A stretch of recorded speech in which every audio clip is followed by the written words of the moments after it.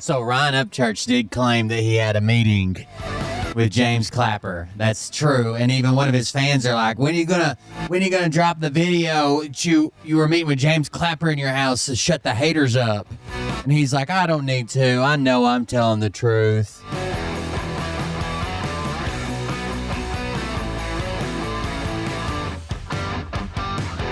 So crazy, dude.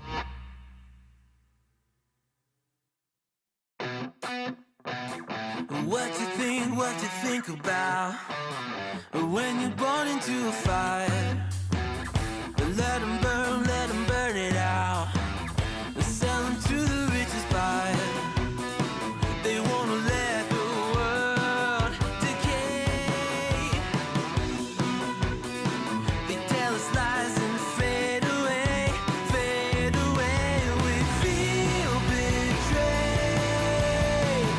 We were raised to lose the race. Wake at the back of the pack, kill it anyway. Listen up now, because we're never dropping out. Beat the odds, beat the big house. The brains are bigger than the doubt. We've been thinking for ourselves, never let the truth fade away. This is bigger than ourselves, we won't let the world burn away, burn away. We feel betrayed. We were raised to lose the race. Wake at the back of the pack, kill it anyway. To blame, haters face the world's mistakes. Wake at the back of the pack, kill it anyway.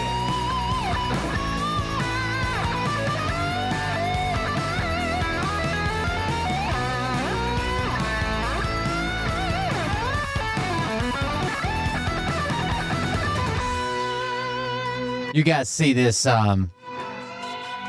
Jake Paul, Anthony Joshua fight coming up? It's happening in a couple weeks, right? Like 2 weeks or less.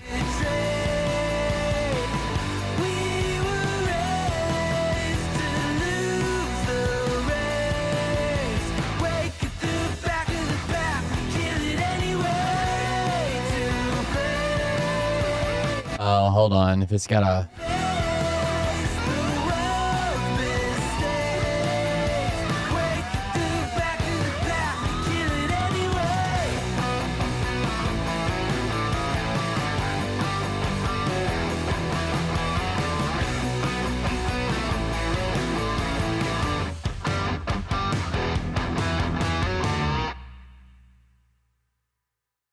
is that any better?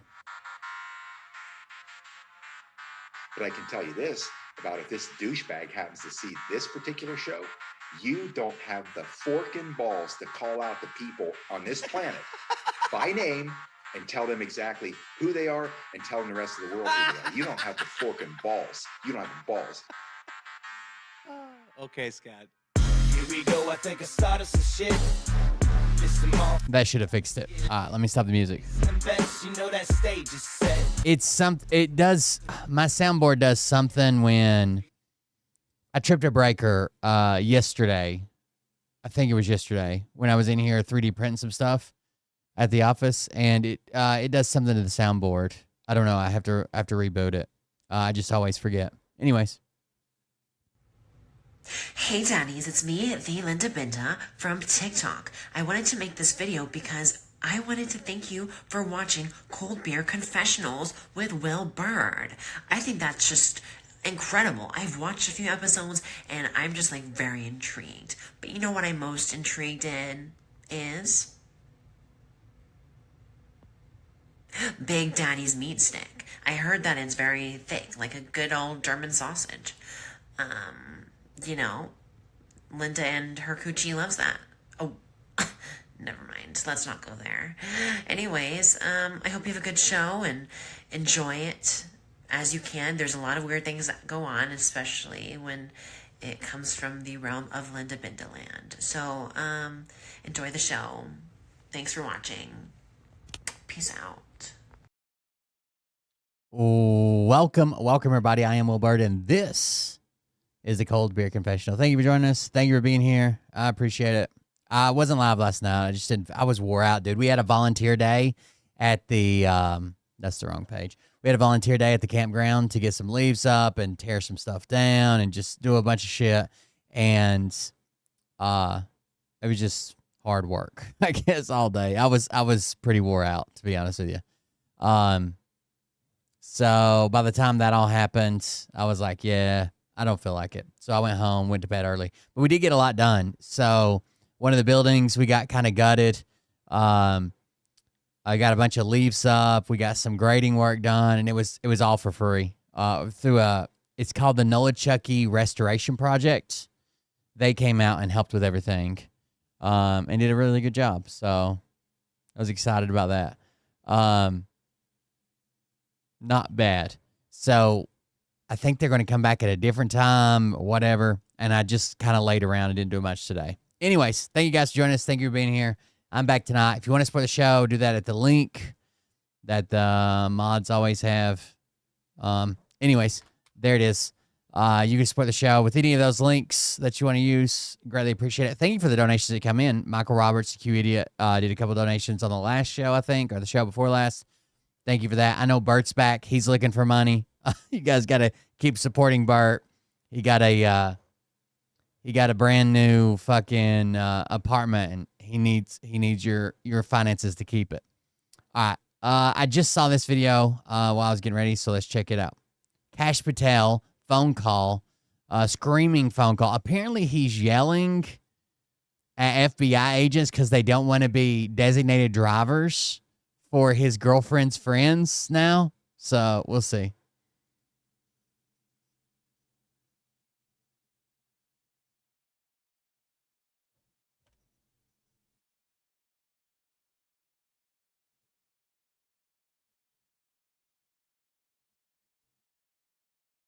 Oh, no sound. I knew that.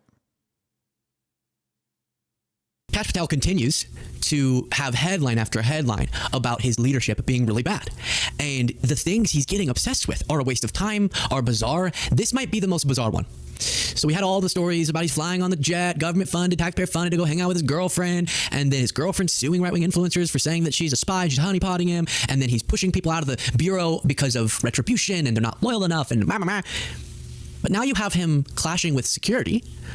Oh, well, this was a part of it. One more bit of context. He then tasks a SWAT team with protecting his girlfriend, which is against protocol, and huge waste of resources, and was taking away that SWAT team from That was a big deal. Just the fucking SWAT team being his security. other, maybe more pressing issues. And of course, government funded. We want everyone, regardless of who we disagree with, to be as safe as possible, but it's unnecessary to have a full SWAT team for Alexis Wilkins. Who the hell's that? And so now we have another fold of that story, which is that he called one of the SWAT team security members to yell at them. Why? Because they didn't want to be a designated driver for Alexis Wilkins' drunk friend. Shouldn't Doge look into this? Oh, wait, Doge is gone. So never mind. FBI Director Kash Patel ordered agents in his girlfriend's security detail to escort one of her allegedly drunk friends home after a night of partying. They're not there. So he's always high speed. They might not high even speed, be low there drag. for Alexis, but they're definitely not there for Alexis' drunk friend to drive her home as an Uber. Sources told MS Now that Patel at least twice ordered the security detail assigned to his country singer girlfriend, Alexis Wilkins, to drive Wilkins' friend home. When agents pushed back Wilkins' request to drive her friend home, Patel ordered them to do so. In one instance, Patel even called the leader of Wilkins' detail and shouted at him to do what Wilkins asked. Wilkins, who lives part-time in Nashville for work, receives a separate security detail that includes members of a local SWAT team. You never know. In this world where Tucker is apparently going to murder Nick, and Nick's going to murder Tucker, and Candace is going to get murdered by the Macrones, and Turning Point USA is going to murder Candace, maybe Candace will murder Turning Point USA, all that. Maybe she needs a SWAT team. Candace Owens is running around saying some wild shit right now, dude. Like that there's a hit on her, and even it's gotten so crazy that even Ben Shapiro's making jokes about it. So Ben Shapiro was on the Gutfeld show the other day, Greg Gutfeld, and said that he was sitting in Greg's chair. And he said some shit like, where's Greg Gutfeld? Well, I made some phone calls, and maybe or maybe not the French intelligence agency. He might be fine. He might not be fine. Kind of made a joke without mentioning Candace. And Candace is pissed about that. She's like, oh, it's funny now. Violence is funny just because I want to ask questions about, which she went on this tirade, basically came in that that fucking woman was, Macron's wife was transgender, and she didn't exist, and she was a little boy, and brought up fake pictures of her cousin. Like, it was so fucking weird. So she's getting sued into oblivion there. Claims that people are killing us, trying to kill her. That a hit has been put out on her, and that Israel's also after her, and that people that killed Charlie Kirk is after her. It's crazy. Tim Pool did a rant on it the other day. Tim Pool claims his house got shot up. There's just a lot going on right now. Maybe so. You never know. Kash Patel yelled at FBI agent to be designated driver for his girlfriend's drunk friend. That's a bad look. He used to rail against FBI directors for... It's not even his girlfriend. He yelled at an FBI agent that didn't want to work a detail being a designated driver for his girlfriend's drunk friend.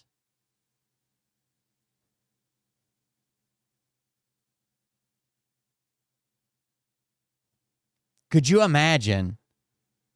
Like, imagine having like a storied career at the Bureau, right? You've been there for 10, 15 years. You've been on all these cases. You've been on all this bullshit. And your new assignment is designated driver for the director's girlfriend's friend. Wasting taxpayer resources for their own lavish purposes. Plane being the big one, he would say, we need to ground that plane. And now he's using the plane in all the ways that he's criticizing. And he's literally calling, think about, do your job, Kash. Do your job. Instead, he's like, take her home. There's no other way she could get home except for like 5 rideshare apps. But that's wild.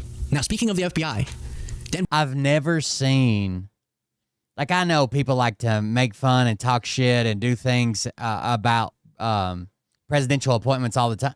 I've never seen, it's like Donald Trump's on a speed run to get the least qualified appointees around him. I don't understand what the fuck is he doing. What the fuck is he doing? Dan Bongino, the deputy FBI director, was on Fox News and got asked about how previously he said the January 6th pipe bomber, who was just finally arrested, who had placed pipe bombs at the RNC and the DNC, they didn't explode, but we assumed they were intending to, or something, or just a terroristic threat of some kind, and that pipe bomber hadn't been arrested until just recently. And so Bongino gets asked, right before you were the deputy FBI director, you were out there saying the pipe bomber was an inside job, to use another word, a fed, which is what they're all accusing each other of. And what do you say now? Because now you're actually the one investigating. Let's hear what Bongino admits. Click the subscribe button if you appreciate this show. You know, I don't know if you remember this. This is before you became the deputy FBI director. You put a post on X right after this happened, and you said there's a massive cover-up because the person that planted those pipe bombs, they don't want you to know who it is because it's either a connected anti-Trump insider or an inside job. You said that, you know, long before. It's an inside job, Bongino. Director. Yeah, that's why I said to you this investigation's just begun. We are pretty comfortable. We have our guy. I think as, again, legal process starts to surface and information, facts start to come out, the public's going to be very comfortable with the investigation that was conducted under Director Patel and his leadership. He's been great on this.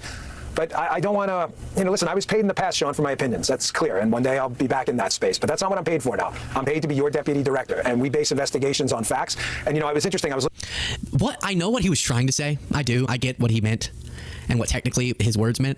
But that sounded so much like you were saying, well, I was saying crazy stuff for money. Now I'm not. Now I just get paid the same boring government check every month. I don't actually get these explosive checks dependent on views. So now I care about facts. Wait, I know. Okay. I'm happy that you know the difference between an opinion and a fact. Now do you know that a reliable opinion is based on facts? Because he says it like, no, but I was paid for opinions, which means you say whatever you want.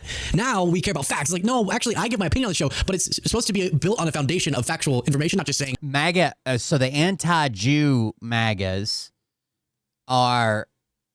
they're so close. Like, they'll say some shit. Like, I've got one that I'm friends with on Facebook. And he's like, oh, Israel just out here fucking blowing people up and shooting people with snipers and then calling them terrorists. Is that how we do it? We just kill people, then suddenly they're terrorists? Well, these were, one of the people were like, these are kids collecting firewood, right? Then literally 40 minutes later makes a post that's like, I don't give a fuck that the United States is blowing up boats in the Caribbean. They're narco-terrorists.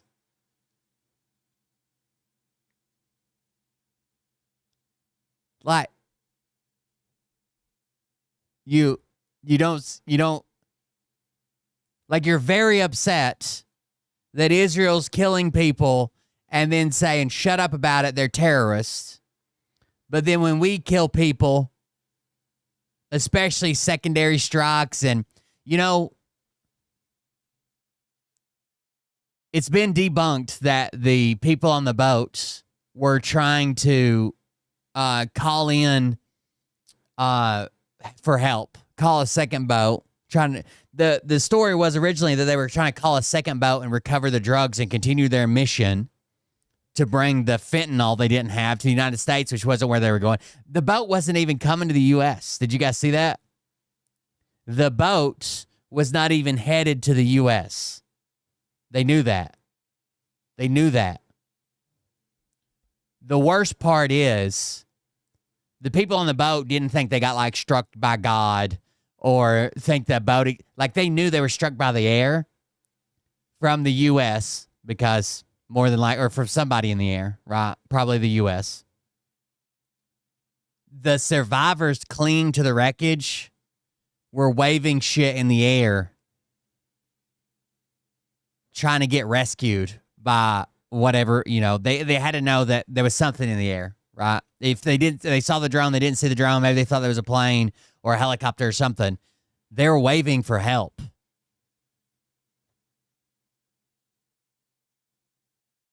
They were clinging to wreckage, waving for help, and we hit them with another fucking missile. 3 more missiles. But it's fucking insane, dude. And they weren't headed. First, they don't have fentanyl. There's not fentanyl in Venezuela. I think like 90% comes from Mexico.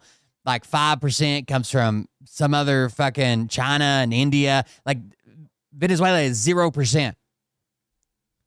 And they weren't headed to the U.S. More than likely what was on board was cocaine, if it's a drug boat, right? Cocaine. And it was probably eventually going to go to Europe. Eventually. It makes a couple stops and different things or whatever, but eventually it probably would, because that's what Venezuela does. They ship drugs to Europe. But even Europe's like, you guys are committing war crimes. We're not interested in this. Fucking crazy, dude. random stuff because it's engaging. And here's the clip. One of the clips where he was saying the January 6th pipe bomber was an inside job. Now, again, I'm going to try not to rant. We'll see. But about the just absurdities of how they say this about everything. January 6th was an inside job. What does that even mean? And then the pipe bomber. And I ranted earlier in a previous segment about what Donald Trump's out here pardoning people, Democrats, and then hoping that they switch to the Republican Party. And when they don't, he has a fucking meltdown. What is even the end goal there? So there's pipe bombs and then they don't explode?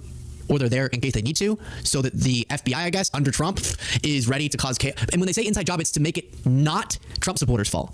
Not Trump's fault for lying about the election with the January 6th lies. So they're saying it was more of like a... Angry Cops is MAGA, though. Like, he doesn't outright come out and say it, but there's been a couple things I've caught him on. I'm like, whoa, that's pretty fucking wild. Deep state op, not Trump. That's what they mean by inside job. I just want you to remember that. There are going to be people in the FBI who are trying to protect their jobs. And they're going to start releasing information now about the bomber, which was an inside job, no question in my mind. A lot of the people in the upper levels of the FBI, they're making good money, folks. They're making probably $160,000 to $200,000 a year. They have no other career potential outside of the FBI because they're going to be stigmatized to their attachment to this case, and a lot of people aren't going to want to touch them. They need to hold on to their job. So then under his FBI, they arrested the guy. And did they provide any proof that it was an inside job? No, not yet. Maybe it's coming.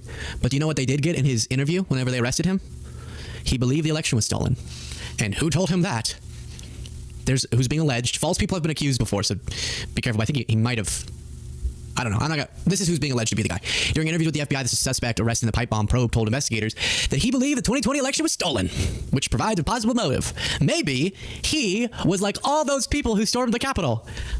Seems like it could be. They bend themselves into pretzels to say, well, okay, there were some Trump supporters who did attack. So I saw some statistics that the Coast Guard, does this, and they had been doing it, and they've not had any attacks or assaults. Like the biggest thing that happened to the Coast Guard people boarding vessels was like a scuffle they got in, right? Like somebody shoving match, right? They wouldn't even call it a fist fight in all the interdiction stuff that they did, drug interdiction stuff that they've done. And something like 20 to 25% of the boats they raid, they think they're drug boats and they're not, and they're using the same intelligence. So how many were we blowing up that are not drug boats? Police officers, but those ones were patriots because they were doing it to try to stop stolen election. But it's not really as bad as people think that it was, and it wasn't an insurrection. It was If only we had like a military branch whose job it was to guard our coasts from people trying to bring things to our coast. I don't know what we'd call it, but there's got to be something. the Fed's direction because actually the FBI that made it happen. How? Well, they were there in the crowd, and by saying let's go attack police officers, everyone was like, yes sir, and attack police officers, even though they failed to bring forward evidence of that time and time again, and they misstate stats to substantiate that claim. But that was a Fed operation, sort of. But there was Antifa in the crowd. But the Trump supporters who were in the crowd who were in prison were patriots, and they should be releasing a pardon. But all the other people who were pardoned, which was all the people who went to prison, apparently all the Antifa and all the Feds weren't caught in all the surveillance footage, even though they can't find someone who that applies to who was there. We can see them, but wasn't prosecuted by the government. But patriots here, everyone else tricked them into attacking, and that's why it wasn't actually Trump's fault. That's what this is all about. Trying to make sure it's not Trump's fault. It's not because he lied about the election. Then, well, okay. A lot of them went in there and went into court and said, oh, why did I attack the Capitol? Because Mr. Trump told me to. Okay, shoot. Well, the pipe bomber, we don't know much about him. That's probably because he was the inside job as a backup plan. To do what? To block the electoral count. But the electoral count was about to confirm Biden. So why would the deep state, who were trying to get Trump out of office, create chaos to block the electoral count whenever that was going to confirm that Biden had won the election? We don't know, but they don't tell us. But it's fascinating, and it's conspiratorial, and oh my gosh. And then they actually finally get the guy, allegedly, and all we've learned so far from the big headlines I've seen is that he thought the election was stolen. Well, shit! What a shocker! Like all the other people who did the violent thing on that day because of what Trump was saying. And then you won't even believe this. Listen to this. Just listen, would you? Thank you, General. When you attack American citizens, when you attack our institutions of legislation, when you attack our nation's capital, you attack the very being of our way of life.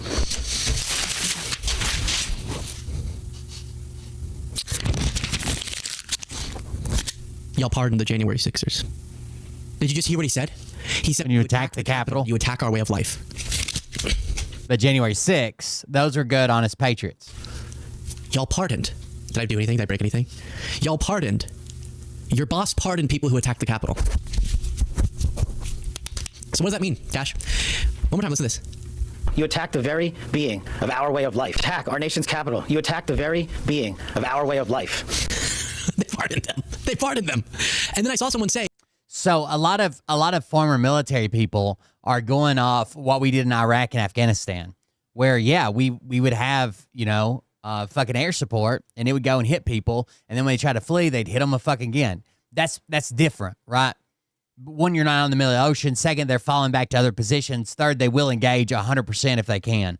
That's different than maritime engagements, where literally they're just sitting. It would be the same as if we had videos of us like shooting some people, and then those people get on their hands and knees, throw their hand up, a white flag like I surrender, and then we come back and still fucking kill them. We don't do that.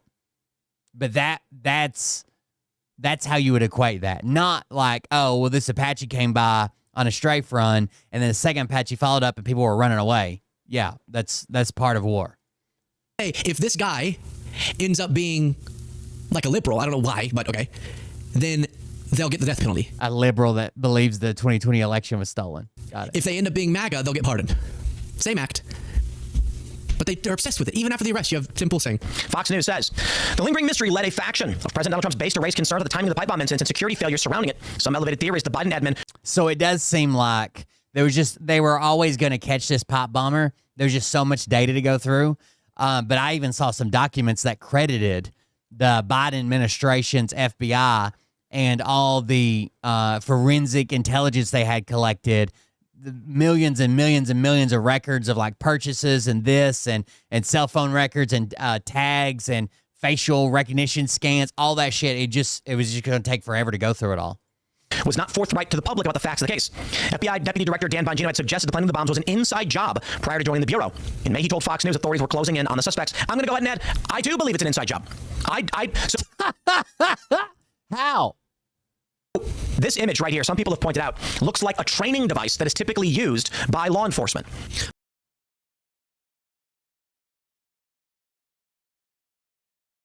What the fuck are you talking about?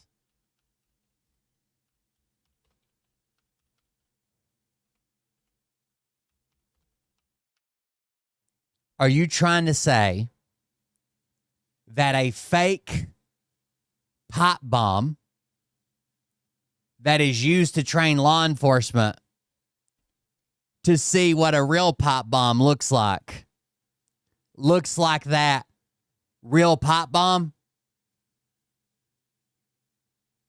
You guys know what blue guns are?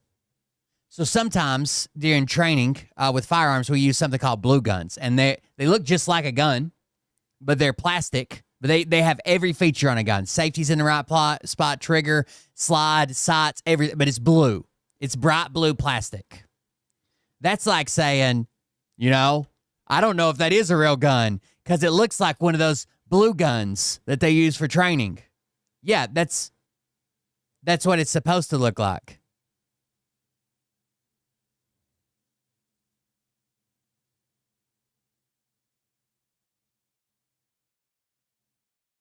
I'm sure that police departments that train in this probably have some fake-looking pipe bomb that's supposed to look like a pipe bomb.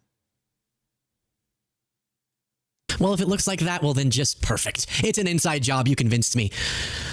And hey, maybe we learn more about this guy. And he thought the election was stolen back in 2020 when Trump was saying it because of Biden. Maybe he was doing this because he hated Trump, because he believed the election was stolen. So they have things like this. Hold on. So this is inert. I'm not showing anybody how to make a pipe bomb or what a pipe bomb is. Oh, wrong one. This is from DSA, and they do a lot of training shit. Hold on.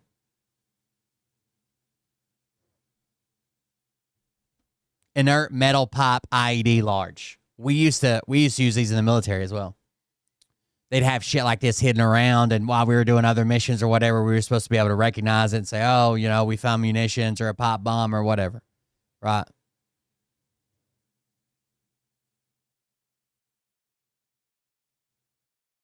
Well, that looks an awful like a training device that's used. Here's the Trojan one. These even have like little pop fuses that you can use. and set them off. Like if somebody doesn't find them, you want to make training as realistic as possible, right? Oh, not right. Open image in a new tab. Here's this version. But the goal is realism, right? You want it to look like a pop bomb. So saying like it can't be a real pop bomb because that looks like the training pop bomb is dumb. Yeah. The reason they want the training pop bomb to look like a real one is so they can recognize it as a real one.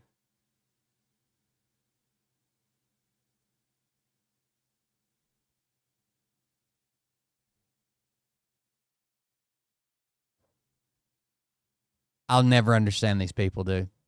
He hated, but he was on the left. They want everything to be a conspiracy so bad, but then when a real conspiracy pops up, like fucking right in front of their face, they're like, I don't know. Seems like the liberal media set that up. Or the Jews. Maybe we'll learn that. Maybe he was a real lefty. Maybe he was an FBI asset who just had to put bombs to hurt the people that were stealing the election from Trump by his belief. But it feels like we're getting pretty far away from that at this point in time. That doesn't stop the Bennies of the world bringing on goofs like this guy. Oh, God. To say inside job. What was actually going on here? This guy's a fucking lunatic. I can't believe I used to watch this guy. Basically, back when he was standing up for like right restrictions around COVID and shit, this Canadian guy, he's a fucking, goddamn, he's a nut job now. And I think that's. But I don't think he really is. I think they found their grifts, right? He has, what's his name? The constitutional lawyer from Tennessee on all the time. This guy's name's Viva Frey, but he has Robert something. He's a Tennessee constitutional lawyer, but man, is he such a fucking lunatic. His outward persona is, I think he's probably a smart guy, and he's just found his grifts, and he can't back off of it now because that's how he pays his bills. But I would like to think that at least. I'd like to think he's smarter than what he is actually espousing. Ultimately the real question. What do you think this was? What could have possibly motivated a Deegan loner, terminally online individual living in his mother's basement? Seems to match the description, seems to match the profile of your Thomas Crooks, your Tyler Robinson, of your Lee Harvey Oswald. It seems to match the profile of like these. I love that. It's so weird how these terminally online, isolated, socially alienated loners, they tell us, are always the one who do Robert Barnes. But we know that's because they were a part of the CIA. And it's like, or that archetype is how people get radicalized. Isn't that a shorter jump? Why is it that they're all really isolated young males who feel like society has failed them? That's the story we get every time. Maybe that's the characteristics that can contribute to someone being a lunatic, is when they get really socially isolated, is when they're really terminally online. Perfect patsy lone wolf characters who get railroaded. Railroaded. I'm glad you used the word patsy because Thomas Crooks was railroaded. Thomas Crooks didn't get railroaded. He got shot dead because he shot at Trump. Is that railroaded? He got up there, shot at Trump, and then the Secret Service naturally went, well, we need to stop that, and they killed him. Was that the plan with the CIA? Was that the plan? All right, here's what we're going to do, Sir Thomas. We are going to groom you to learn how to use a gun just good enough to shoot near Trump, but not to hit him. And then, after you do that, we're going to kill you. Just kidding. That was the plan? All right. Requires... I won't call the individual a patsy. It might be a misidentified person. The person planting the bombs might not be this kid. There might be something of a conspiracy going on here. The question I have is, when you're trying to understand why the Biden DOJ would have not pursued this investigation, if it turned out that it was in fact just a random kid, autistic apparently in nature, extremist or anarchist allegedly, with no apparent social media footprint that we've seen yet, maybe more is coming, with no apparent political affiliation, we'll see maybe more is coming, why wouldn't they want to use this as an excuse to further the persecutions and prosecutions of the time? You don't need to be a far-right extremist in order for the administration and the media to W one. So to the extent that this kid didn't have a social media footprint, he would be easier to manipulate into that character that they needed at the time. So what would have been the impetus or the intention behind the DOJ, the Biden's DOJ? We need so many more rooms in the asylums. We need to build, people are like, build more housing to make affordable housing. It's like, yeah, sure. I think build more insane asylums. Kidding. That was a joke. From the standpoint of seriousness, that was not. But people are just going insane. They're just going insane. And sometimes, unfortunately, I see it in comments under my videos. And I'm like, guys, where's the thinking? Right here. Where is it? Where's the thinking in the noggin? Do you remember noggin? Do you remember when your parents would say, noggin. I can't remember the context. I can't remember the context. But they would use that word and they would say, let's have supper. Do you remember those words? Think is the point. But then Benny doesn't even like blink an eye when he has to report because he likes to, post clips about breaking news. It's like breaking, suspected January 6th pipe bomber Brian Cole admits to planting the bombs outside the RNC and DNC. He also expressed doubts about the 2020 election results. Hey, whoa! You remember when you were saying that back in 2020? Maybe he was watching you. I'm not saying that as an allegation. I'm just saying maybe that's where he got that from. Or the president of the Such a race. United States of America. Maybe so. America. JD. We're going to get that in a second. You'll see what I'm referencing in a second. All right, here's the post I was alluding to earlier. Donald Trump says this. This is direct. I'm going to read it straight from his Truth Social, okay? Can you imagine the Democrats under the crooked Joe Biden administration, who always use extreme force and jail time to destroy their political opponent, wanted to put Congressman Henry Cuellar, I don't know, and his wife, Imelda, in prison for 15 years, which I predicted these radical left lunatics would do, and they never stopped wanting to fulfill this evil quest. Now, who is this guy? He is a Texas politician. He's a Democrat. And he does well with Republicans as well, right? He's won his spot a couple times. He seems to do really well, even though Texas is gerrymandered to fucking back. It doesn't matter. This guy does well. But let me continue reading. Which I predicted these radical left lunatics would do, and they never stopped wanting to fulfill this evil quest. The Dems mercilessly went after Henry with everything they had. They were looking to destroy him, his lovely wife, his 2 young daughters, and anyone close to them. When the Democrats overwhelmingly lost the 2024 presidential election and power with it, they regardless did everything they could to keep going after the Cuellar family. The Dems were vicious, and all because Henry strongly wanted correctly border security. He was against illegals pouring into our country. Totally unchecked and unvetted. The congressman didn't want gang members, drug dealers, violent prisoners, people from mental institutions, and yes, even murderers in the good old USA. It was all very unfair what they were doing to him and his family, so much that his daughters wrote me a beautiful letter about their parents, just posted on Truth.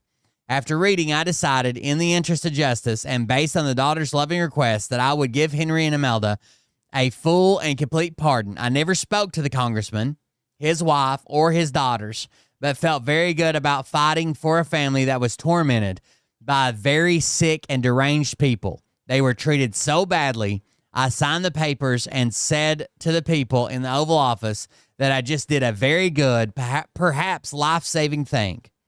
God was very happy with me that day. And then in all caps it says, then it happened! 3 exclamation points. Only a short time after signing the pardon, Congressman Henry Cuellar announced that he will be running for Congress again in the great state of Texas, a state where I received the highest number of votes ever recorded as a Democrat. Continuing to work with the same radical left scum that just weeks before wanted him and his wife to spend the rest of their lives in prison, and probably still do. Such a lack of loyalty. Wouldn't that be loyalty? Like, if he's still loyal to his party, isn't that... Never mind. He wanted to loyal to Trump. Something that Texas voters and Henry's daughters will not like. Oh, well, next time, no more Mr. Nice Guy. So this tells us that he's 100% asking for favors. Right? Like, yeah, I'll pardon you. But how about you don't run, or you change parties?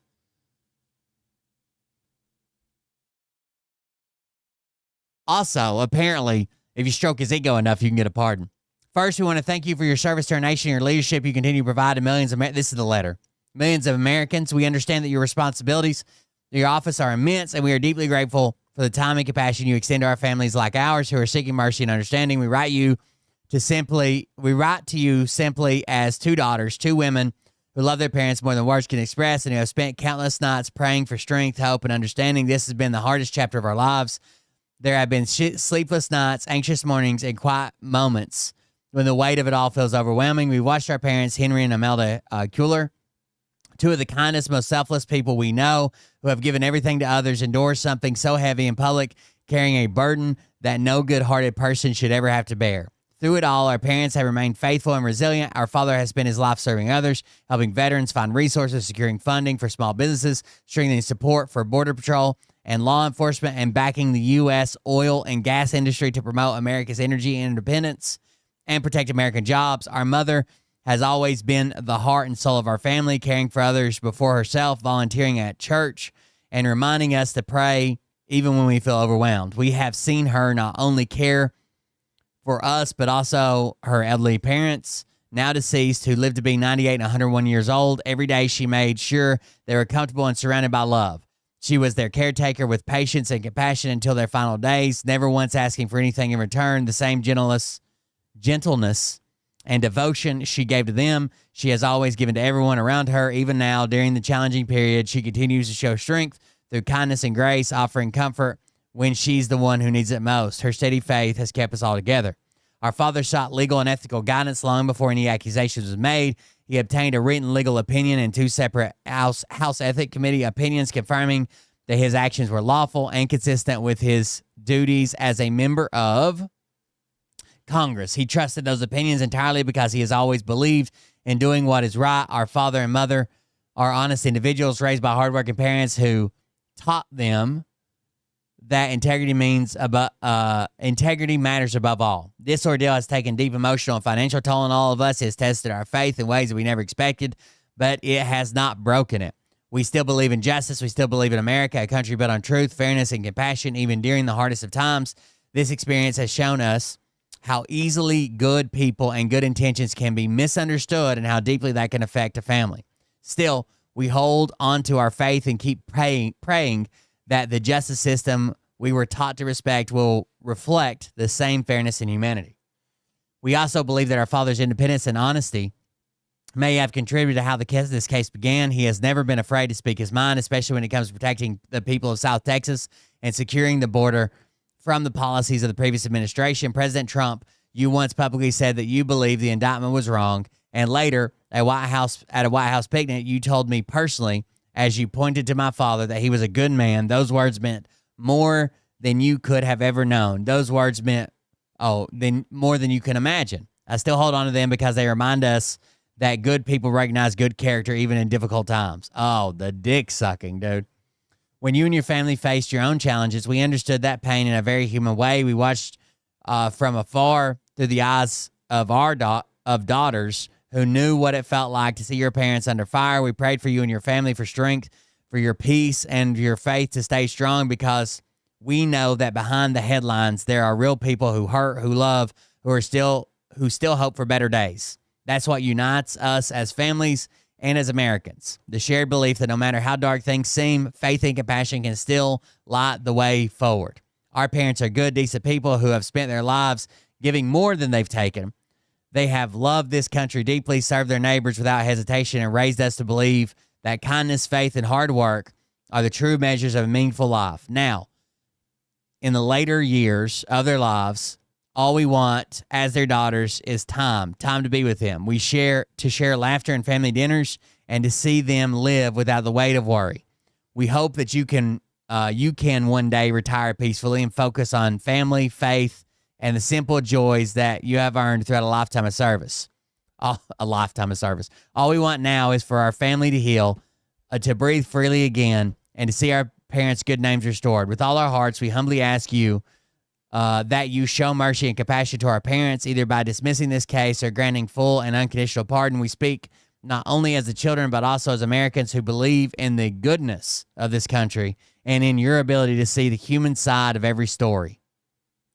Thank you, President Trump, for your time, compassion, and willingness to listen. We are grateful beyond words for your hope, for the hope you bring to our families like ours, the hope that forgiveness, fairness, and faith still have a place in our justice system. May God bless you, guide your decision as you continue to lead the country and keep your family in his care. With deepest gratitude, faith, Christine and Catherine, daughters, United States Congressman Henry and Imelda Kuehler. I want to see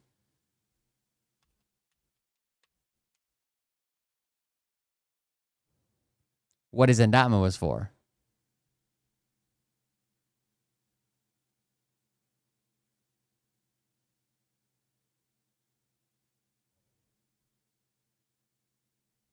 Now, the president has granted a full And now Trump's mad at him because he's not a Republican.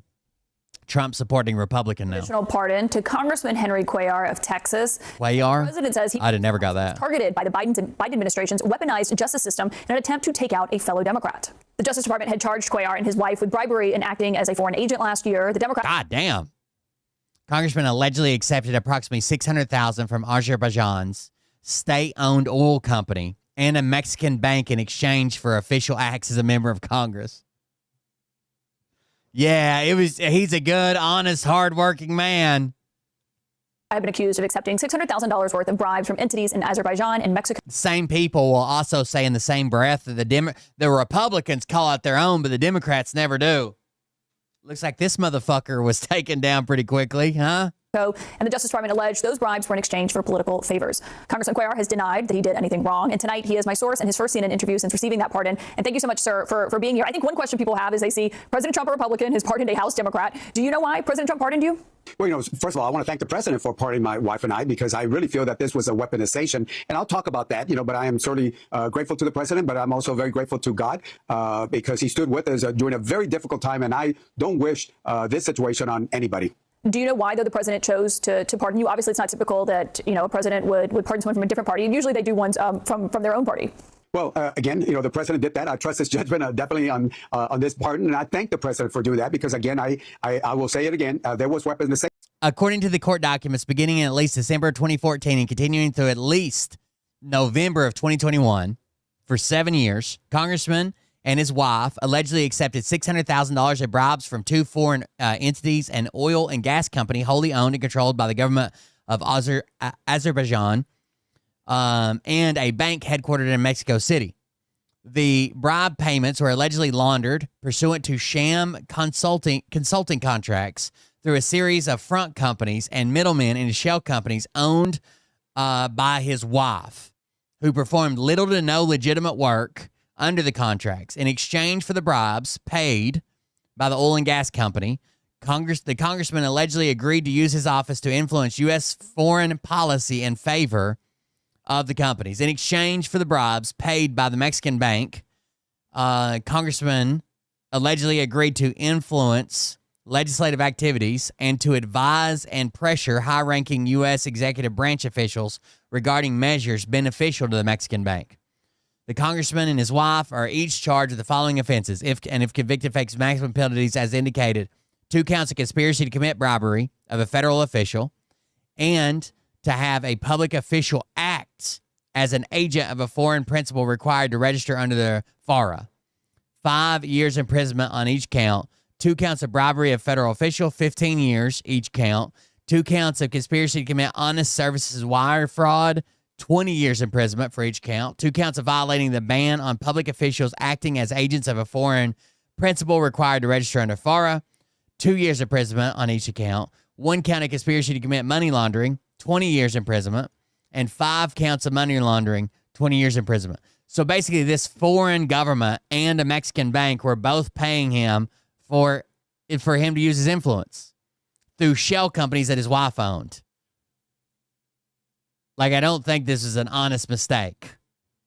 And I'll explain it. Look, we during the discovery, we got to look at every testimony, even the grand jury testimony. Can't talk about it, but I can say we looked at all the testimony. Not a single witness ever said there was quid pro quo. There was, we think, we suspect, but none of the witnesses said there was quid pro quo. What the Department of Justice did is they went on a speaking indictment. And remember, an indictment is just allegation. It's not a conviction on it. And if they felt so sure about the case, let me say this: why would they try to do an entrapment and a sting operation, involving myself and my congressional office in D.C.? Why would they do that? A failed operation that they did. And certainly, I looked at the testimony, the transcripts. They violated the Constitution. Those prosecutors, when they say you can indict, as the old saying says, you can indict a ham sandwich. I saw what they did. And again, it was wrong what they did. And in fact, I asked, the House committee, let me just say this. I asked the House committee that maybe this is something that they should investigate, those prosecutors and their superiors. Well, and Congressman, I do want to note for everyone watching who maybe hasn't been paying close attention to this, a consultant of yours and your former campaign chairman did plead guilty here and entered cooperation agreements on this very matter.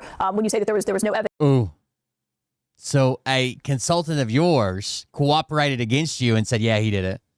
or no quid pro quo. But on that front, I did read that you have said that you would like to see the people who investigated you to be investigated. Is that something you want Jim Jordan to do, or who exactly are you looking for to do that? Yeah, well, we'll talk about that at the later time as to who I asked in the House to investigate, and they should be investigated because of what they did. Number one, number two, the 2 8s. I feel bad for them because we saw the testimony. We saw when they were questioned by them, and we saw how their testimony shifted. And the pressure that they were put on. And quite honestly, I think their attorneys gave them bad advice, but they pled guilty. I think they should have not pled guilty on it. But again, we looked at all that testimony, those 2 witnesses that you talked about, and they never said there was quid pro quo. They said they thought or they suspected, but they never said there was a quid pro quo, that they based it on personal knowledge. And well, why would they? Okay, let's say there is no quid pro quo. Why are they giving you $600,000 for your wife to just be like, thanks? Your wife did no work for these companies. Zero. At least they could have put her on the board or some shit, right?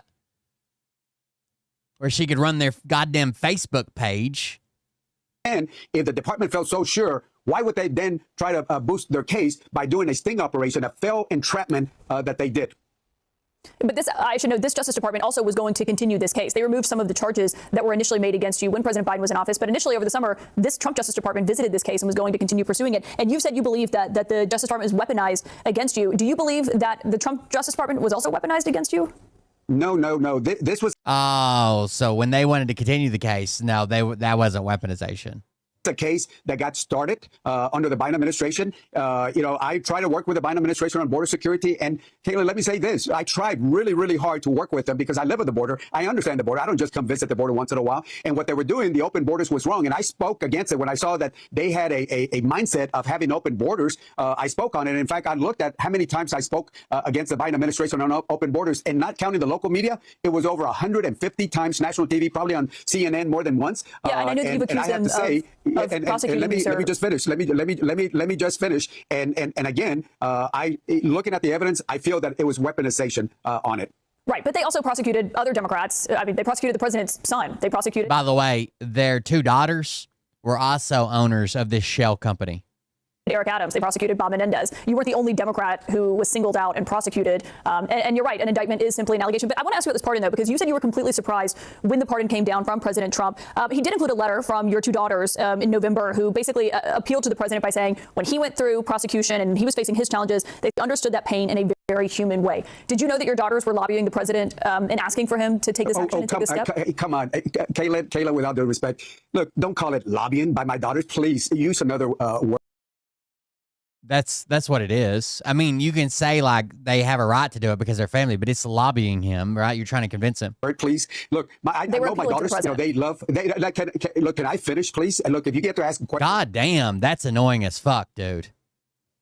Just give me the courtesy of finishing. I'd love to come back on your show, but you gotta just give the courtesy, Caitlin. I love your show, but you gotta give me the courtesy. Don't say lobbying. My daughters love their mom and dad. My 2 daughters, beautiful young daddy, smart daughters, intelligent young women, just like you. They saw mom and dad go through a very difficult time, and they wrote the letters on their own for mom and dad.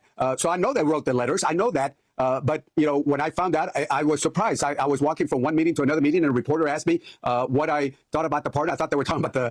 So 3 other people pled guilty. Colin Strother, his top former aide, Florenco Rendon, a Texas political and business consultant, Iraida Akundova, who was the director of the Texas affiliate of the energy company. They all pled guilty. Like, yeah, this is what we're doing. We were paying him for favors. Part of the president of Honduras, because I had just talked to somebody about... He was just confused. He didn't know that he was being paid for favors. But they said, no, it was your pardon. And that's how I found out. But again, please do not use lobbying by my daughters. Well, that's what it is. I mean, like, you can say, like, they're valid in doing it, but they're trying to convince him to give you a part to change his mind, even if it doesn't have anything. That's lobbying, right? If I go and request stuff specifically from my mayor because it benefits me or my wife or somebody else, I'm lobbying them. That's the definition of the word. I was saying that they were appealing to the president for this action to happen. That's what I interjected there. But did you have any conversations with anyone on the president's team or in his orbit about taking this action? Lobbying is the act of trying to influence a government in their decisions, laws or regulations done by individuals, businesses, or groups, which would be lobbies, through communication with political figures. That's it. That's the entire definition. No, I have not talked to the president about the pardon. I will be. I'll tell you. I will be at the White House Christmas party, like I am. I go to every president's Christmas party. I think it's next week, and I intend to thank him personally. Thank the president for the pardon for my wife and I. And again, I don't wish this on anybody. The Department of Justice is called the Department of Justice. They should seek justice, and they should not be seeking trophies. One question people had after this pardon came down, sir, was whether or not you were going to change. What do you expect? What did we expect him to say? Like, yeah, I did it, but now I'm pardoned, so I can't be prosecuted.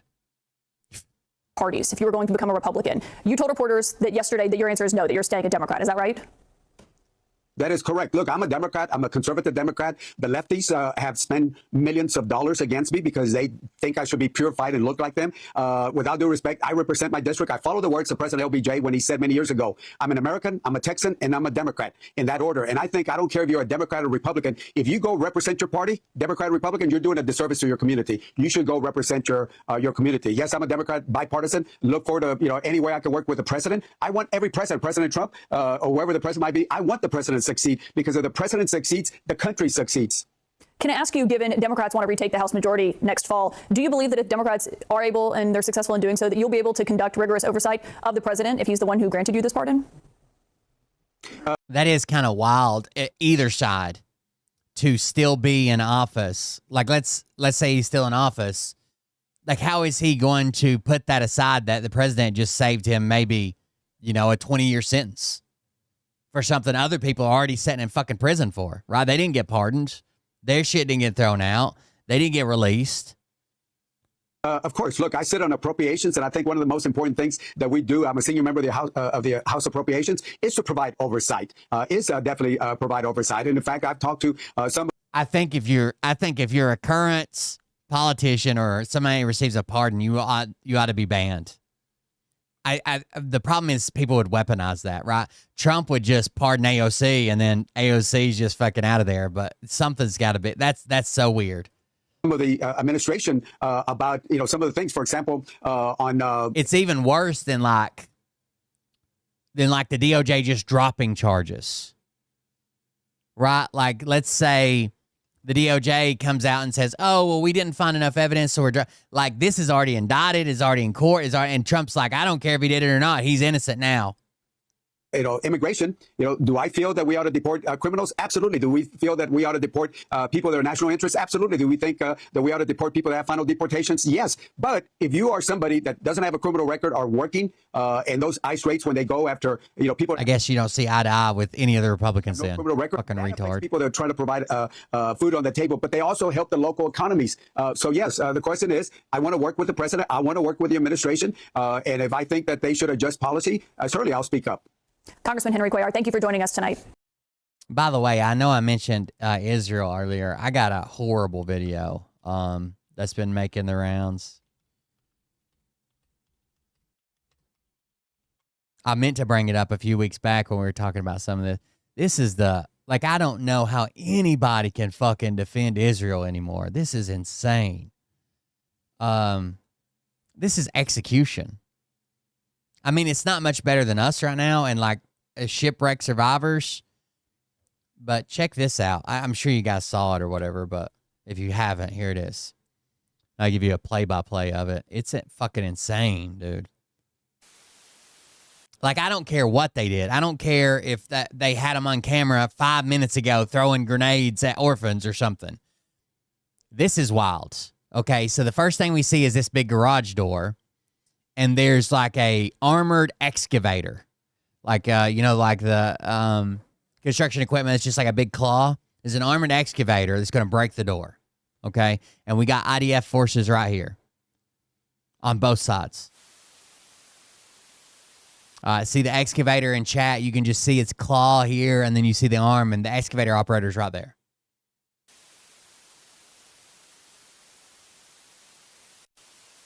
This is during the ceasefire, by the way. This happened back in November, I think. Late November. A couple of weeks ago. Well, more than that. About a month ago, maybe. All right. So you see the first guy come out with his hands up. I'm assuming they're yelling in there, like, come out with your hands up, right? So the first guy starts coming out with his hands up. And there might be more people in this garage thing. I don't know. But I'm worried about these two. All right, so first and second guy, they make them lift their shirts to make sure they're not wearing explosives. No suicide vests, no guns tucked in the waistband, no nothing, right? They lift their shirts. Nothing. They both come outside. Thrown down to the ground.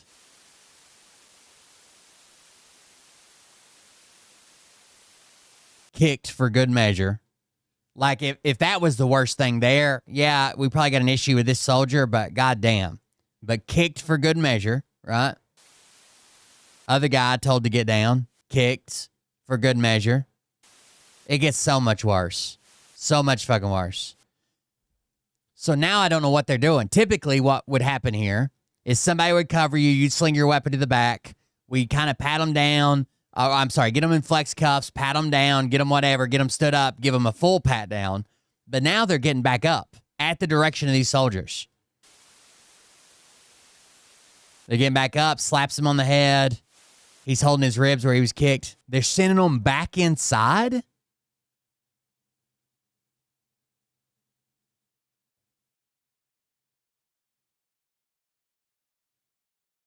If this is like a hostile location or, I think they accuse these people of something to do with explosives or some shit.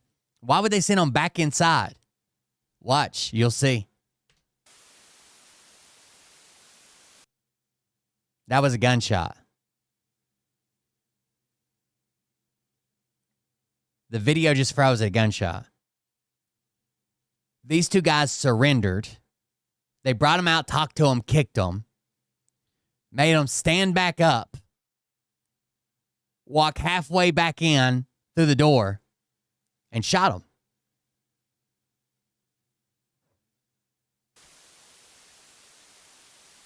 Killed them both right there. All on camera. Just shot him twice in the gut and the other guy in the back. That's them dead right there. So they have this full video. Don't think they don't, but it's just not on YouTube. But they kill them both and leave them both laying there, and then they go in and raid the building.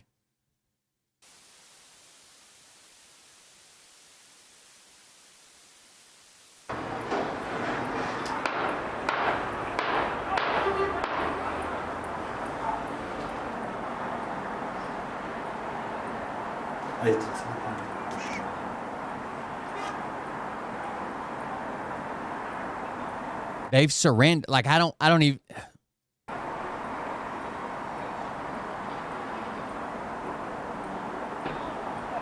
Kicks him in the face.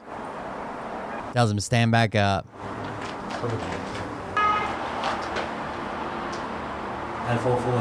You can't even begin to justify this. And Israel says, oh, we'll look into it.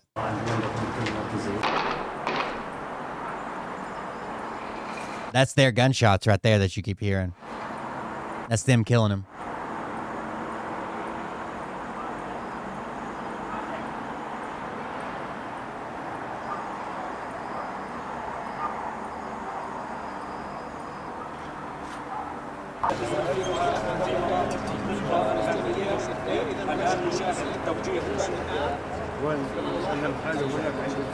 It happened on November 28th.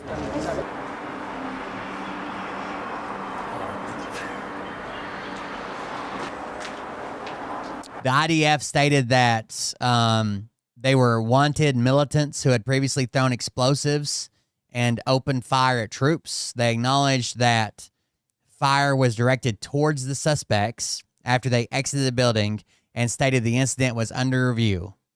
However, Israel's far-right national security minister praised the forces involved and stated that terrorists must die. He controversially promoted the commander of the unit involved the day after the shooting. He gave the guy, the commander, I think, is the one who kicks him. I'm not positive. It looks like they're looking to him for direction. Could be wrong. He gave that guy a promotion. the next day.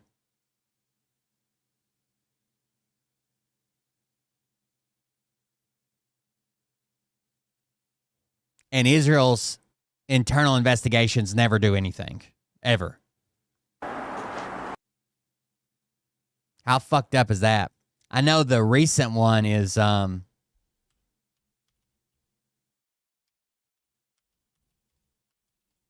have not seen this, but the recent thing is that there were like some children and some adults collecting firewood, and Israel says that they fucking crossed some line that had to do with the ceasefire, and they fucking shot them. 2 children killed while gathering firewood in Gaza. Tamer Abuasi cries out to God as he clings to 2 body bags. They carry the remains.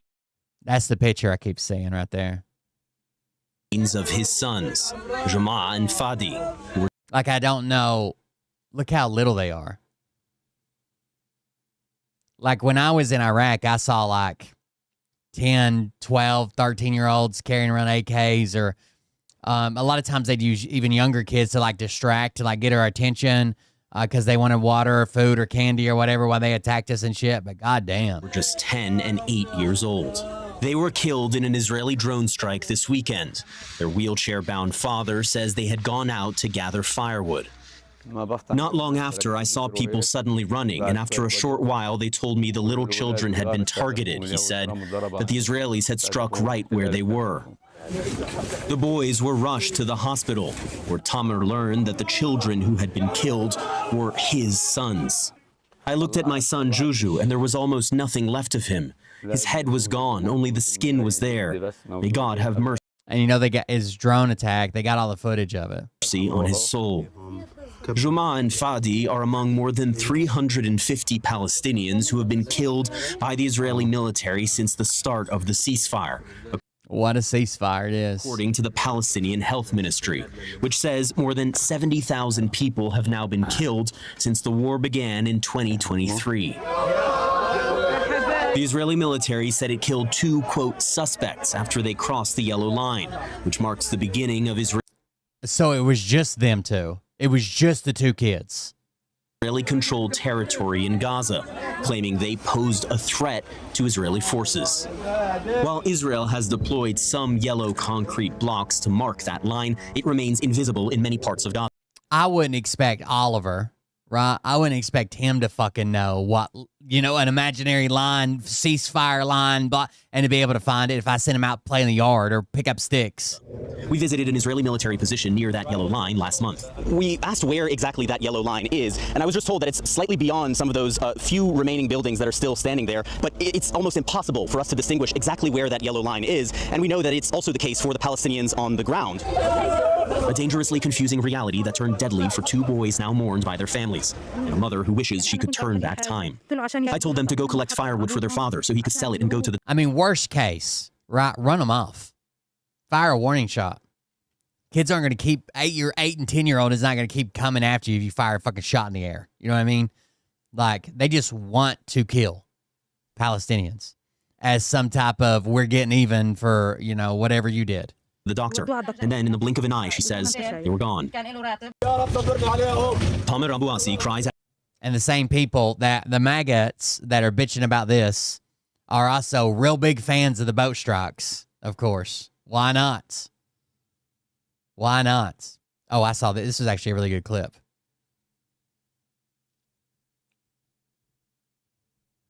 First of all, it's not Hegseth derangement syndrome to say that a former Fox News host shouldn't be leading the most powerful military in the world. Secondly, Obama had an authorized use of military force over a lot of these post-9/11 airspaces. He could do these strikes. But thirdly, finally... Yes. AUMF. Trump does not have one. The Coast Guard has admitted they interdicted 212 boats since 2024 with no violence, nothing happening, and basically 1 in 4 of those boats, 25... No violence whatsoever for the Coast Guard to do it, but for some reason we have to blow them out of the water. % of those boats had no drugs on them. So I want to ask you, would you be okay striking boats? And honestly, what I don't think Trump wants their oil. I know he doesn't like the Venezuelan leader. I honestly think he's just trying to flex and say, hey, Russia, hey, China, stop fucking in South America. Stop fucking around in South America. there's a 1 in 4 chance that there's no drugs on the boat, according to the Coast Guard. We have 60,000 Americans dying a year. You want to answer my question? No, I'm going to give you some facts. No, you should answer You my said question. there's no danger. We have 5,000 Americans I didn't say dying. there's no.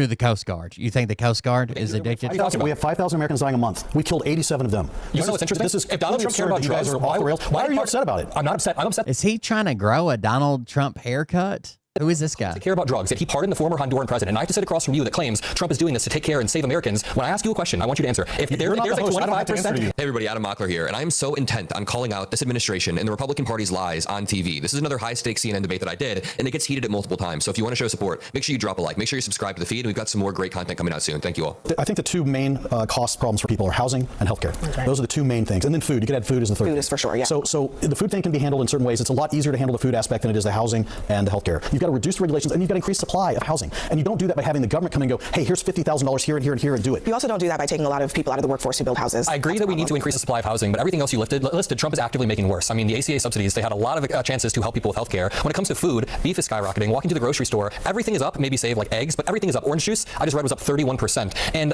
Donald Trump's tariffs are disproportionately harming low-income families. They absolutely are. Listen to this. They're not. Like, lower-income families spend more of their income on consumer goods, and consumer goods are hit disproportionately by tariffs. It's super simple. It's regressive, not progressive. You can say no, they're not, but you're just basic econ. You're just wrong. This is econ 101. I don't think he's wrong. He is. The tariffs have barely been passed through at all. Those consumer prices are not at the goods level. They're just not. Let me just give you as an example, a cup of coffee, okay? Coffee prices have skyrocketed because of tariffs. Regular people who go to the grocery store, they buy coffee for their homes, are paying those prices. And you know what? Affordability is a Democrat hoax. I know that it's the tariffs because the Trump administration then turned around and rolled the tariffs back. The U.S. Institute of Peace is now named after Donald Trump. The irony is that the building is now largely empty after his administration essentially dismantled it by way of the Doge chainsaw. Now, it's no secret that Trump is desperate for a Nobel Peace Prize, and at least one of his friends is giving out a participation prize or perhaps a soccer peace prize. You know how the NFL gives out this prestigious peace prize every year? We don't just make it up for the president to give a soccer peace prize. That's cool. consolation prize. During the FIFA World Cup draw on Friday, Trump was handed a newly created Peace Trophy. This is truly one of the great honors of my life. And beyond awards, John and I were discussing this. We saved millions and millions of lives. The Congo, as an example, over 10 million people killed, and it was heading for another 10 million very quickly. And it just, the fact that we could do that, India, Pakistan, so many different wars that we're able to end, in some cases, a little bit before they started. Well, brilliant on the part of FIFA, but I don't know. I'm not sure. I don't know. I think FIFA is smart. They know what to do to flatter Trump. They give him this thing that doesn't. Yeah, they let him steal the trophy. Like they do whatever. Exist. No one has ever gotten. No one may ever get again. And here we are. It's maybe the most humiliating thing I've ever seen for the United States. Donald Trump is returning our country to a pre-constitutional order where you can give gifts and receive gifts from other countries/companies, and he gives them things in return. We can look at Qatar or a long list of countries/companies. FIFA realized that they placate Trump's ego and give him this peace prize that he didn't get from Nobel, that he doesn't deserve for any reason, that he'll maybe do them a favor, maybe give them some specialties like locations to do FIFA tournaments in the U.S. There's different things. Part of what they want is for Trump to not interfere because just this week the State Department announced that they're going to. It wasn't FIFA. It was a different regulating body. But yeah, he did steal their trophy, kept it in the White House. They had to make a new one for the winners. Oh no, maybe it was FIFA, but it was a different tournament. It was something different. World Cup visas. Trump had been. I don't know soccer. ICE go to some of these World Cup games, so there are a lot of reasons that FIFA wants him off their back. But it doesn't make any sense to me. And literally, what FIFA is about, they gave him a participation trophy. If you work in sports, Saturday Night Live said that it was like the U.S.'s first match is going to be first soccer match in the World Cup is going to be against the Dominican Republic. And the U.S. is a heavy favorite to win as they field ICE agents. And it showed a picture of ICE agents on the soccer field. They're just going to arrest everybody. Deal with sports, that is almost an insult to give someone a participation trophy. It says you're not capable, you're not really able to do the job, you really don't deserve a Nobel Peace Prize. It's the greatest honor of his life. It's the greatest honor of his life. Is anybody fact-checking the millions and 10 millions of lives he saved? The reality is it's disgusting, in my opinion, to give this man a participation trophy when in fact what you want to do for FIFA is take everyone from all over the world and you want them to compete for the highest trophy in the land that has the most respect, allegedly, and you turn around and do this. I understand why you do it, but it makes it all look like a joke. What do you make of the putting his name, I mean, not just renaming it in text, but literally emblazoning his name on the outside of the building of the U.S. Institute of Peace? It could be seen as a frivolous thing, but some people even... Donald Trump Institute of World Peace, including some conservatives. Club World Cup. Thanks. I don't know a lot about soccer. Have described it as a kind of, to use their phrasing, a third world kind of action where you just slap the dear leader's name on the outside of a building to make him feel better about himself. Does anybody know what the Institute of Peace does? No. Nobody does. They spend $50 million a year. They train diplomats. You know what else trains diplomats? The State Department. This is a redundancy that we do not need. Yeah, but I guess that's fine. But why is he putting because it's a vanity project for the same reason that he got an institute. By the way, FIFA, a slightly less corrupt institution than the Nobel Committee. Slightly less. But if it says nothing, why would Trump then slap his name on it? It's a vanity play. What is the vanity play? Because he likes to see his name up on things, and it's not going to outlast his administration. And it's a way to troll the left. And it's a way to troll the left, and they take the bait every time. He's trolling the left while his peace deals are falling through with Israel and Gaza, while Putin is rolling him every single day, while the president of Azerbaijan and Albania are laughing at him for claiming that he did a peace deal with them. So I don't know what he's like trying to. Well, they actually just signed a peace deal with Sub-Saharan Africa in the White House this week. Listen, that was the same peace deal. That was the same peace deal that they signed a few months ago. But then the war continued after the peace deal was signed. I think the United States needs to be engaged in the world in an extroverted way, engaging with conflicts in an extroverted way, and the fact that the president has incentives to do that because they are ego-driven, I'm willing to concede, but nevertheless they keep him engaged in the world in ways that keep America front and center. Welcome back. A cold case suddenly turns hot after the feds arrest a suspect in that pipe bomb mystery. For the last 5 years, no one knew who planted this device in the nation's capital the night before January 6th, and that didn't start. They're raising hell on Jake Tapper because I guess Jake Tapper was just reading off a teleprompter, and said that it was a 30-year-old white male named so-and-so and of course the guy's black, but still. They're like, oh, CNN thinks this is a white male. From pushing conspiracies about it, including the FBI's current deputy director. There is a massive cover-up because the person who planted those pipe bombs... What the fuck is up with Bongino's goddamn hairline, dude?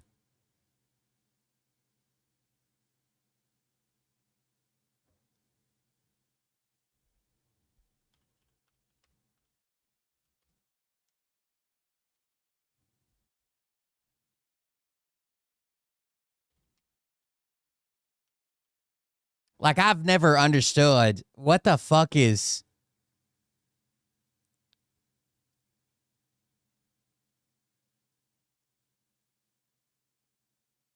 I have no idea. I have no fucking idea what's going on with this hair. It's not even, dude. What is it?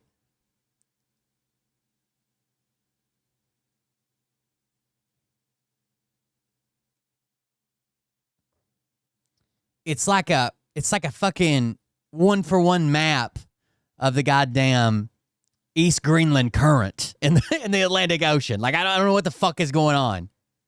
Know who it was because it's either a connected... And this is how cold Arctic water reaches Greenland. Like, what the fuck is he trying to... I don't know. Fix it, dude. Anti-Trump insider, or this was an inside job. This was a setup. I have zero doubt. Fast forward to now, and a dose of truth serum, it seems. I was paid in the past, Sean, for my opinions. That's clear. And one day I'll be back in that space. But that's not what I'm paid for now. I'm paid to be your deputy director. And we base investigations on facts. The difference between us and them is, we evolve. As information and new inputs come out, we can produce different outputs because that's what we believe in. We believe in facts and investigations guided by facts. Yes, Greenland would be just above his left eyebrow. Look, it's worth noting that sources say that the suspect told them that he believes the 2020 election was stolen. That seems to be a very pertinent piece of information here. So Kash Patel and Don Jr. and Dan Bongino are now on this conspiracy theory treadmill where one gets disproven and they jump to the next. The problem is Dan Bongino, like a bunch of other MAGA commentators, got super rich off of peddling straight lies and is now coming into the friction of actually being in a position of power. There's a chance that he goes and lies more, but think about how many lives he ruined, how many lies he told. He went on a whole few month campaign about Vance Bolter, about all this stuff. All these lies that he's told will culminate into tricking Americans. I used to go to Trump rallies during his campaign and I would debate with his supporters. That was my thing, debating his supporters. I'll never forget. There was this one woman with American flag face paint. I asked her who her favorite podcaster was. She said Dan Bongino. I asked her if she would vote for Putin or Kamala if she could choose. She said I'd vote for Vladimir Putin. Kamala's a traitor to this country. So this is the effect that Dan Bongino is having when he's lying to Americans who just want to love their country. They think they love their country. Pete Hegseth has signaled for a long time that he's wanted to change these rules of engagement. He has repeatedly downplayed the idea of war crimes, going all the way back to that case involving Eddie Gallagher and those other service members who were being investigated for war crimes. And now the administration, I would actually expect that they would own up to this, but they seem to just be changing their story about what exactly happened here and who was responsible for it how. Well, the Democrats, we already know they have Trump derangement syndrome. We didn't know they had another one, which is just Hegseth derangement syndrome, because every time something they don't like happens, they come out and say he should resign, he should be fired. Look, we're taking out drug boats, right? They've done, I think, it killed 87 people doing this. Obama did hundreds, if not thousands, of bomb attacks all around the world in different countries on land, killing civilians at the time. Again, he was going after named terrorists, which is what we're doing there. It's Tren de Aragua is who we're going after. They're a named terrorist group. Yes, those are the Venezuelan gangs. Are you sure about that? Those are the Venezuelan gangs that run the drugs. I don't know how the administration hasn't said that. There was an outrage when Obama was doing this all. They don't even know the guys' names, but they know exactly what faction they're part of, where they're headed, what they got on board. world. Well, Hundreds there of times. was outrage, as I've pointed out many times on this show. But the question is, the question I asked you was, if they want to change the rules of engagement and make it so that these types of attacks are allowed, why not just own up to it? Why are they changing their story constantly about what happened here? Well, I don't think that people knew exactly what had happened because they weren't there on the ground. They've had the video for months. President Trump wasn't there. He wasn't there when this happened. Hegseth said he wasn't in the room when they made the decision. But by the way, they hit the boat the first time. They're obviously trying to kill the people on the boat. That's the whole purpose of a few things. First of all, it's not Hegseth derangement syndrome to say that a former Fox News host shouldn't be leading the most powerful military in the world. Secondly, Obama had an authorized use of military force over a lot of these post-9/11 airspaces. He could do these strikes. But thirdly, finally, the Coast Guard has admitted they interdicted 212 boats since 2024 with no violence, nothing happening, and basically 1 in 4 of those boats, 25% of those boats had no drugs on them. So I want to ask you, would you be okay striking boats if there is a 1 in 4 chance that there's no drugs on the boat? According to the Coast Guard. We have 60,000 Americans dying a year. You want to answer my question? No, I'm going to give you some facts. No, you should answer You said there's no danger. We have 5,000 Americans dying. You want to answer the question? No, I'm going to give you some facts.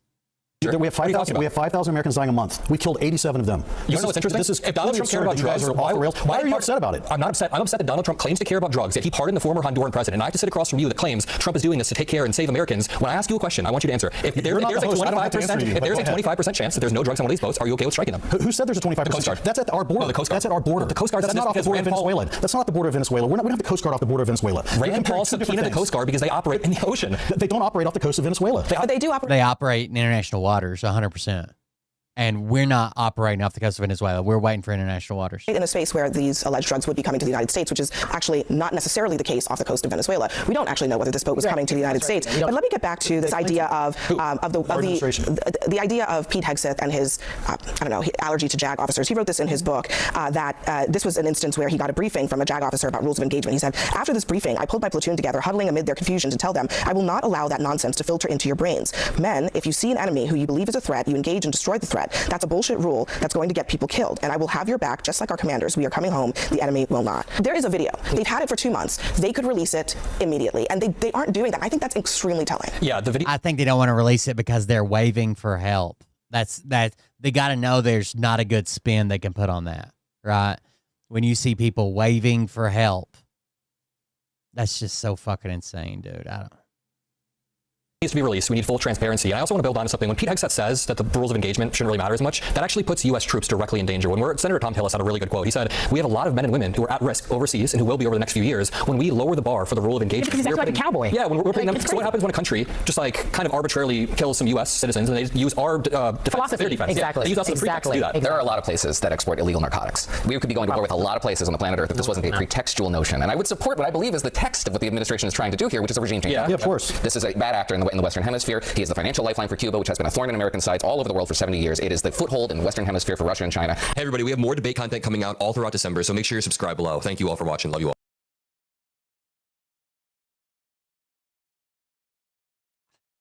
Shit's insane, dude.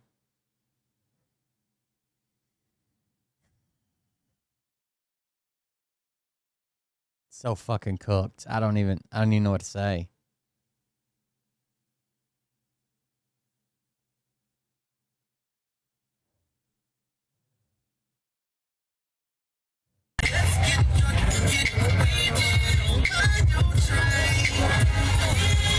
Hell yeah.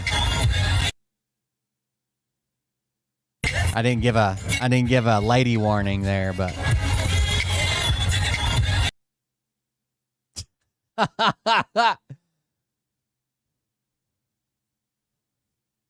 do your own research. Okay, so I Googled it. Nope, Google's run by liberal media. Oh, okay, so I found this book. Nope, can't trust books. They're all written by left-wingers. Oh, okay, so I found this article that was written by a professional in the industry and peer-reviewed. Crazy Democrats. Okay, so where do you suggest I get my information from then?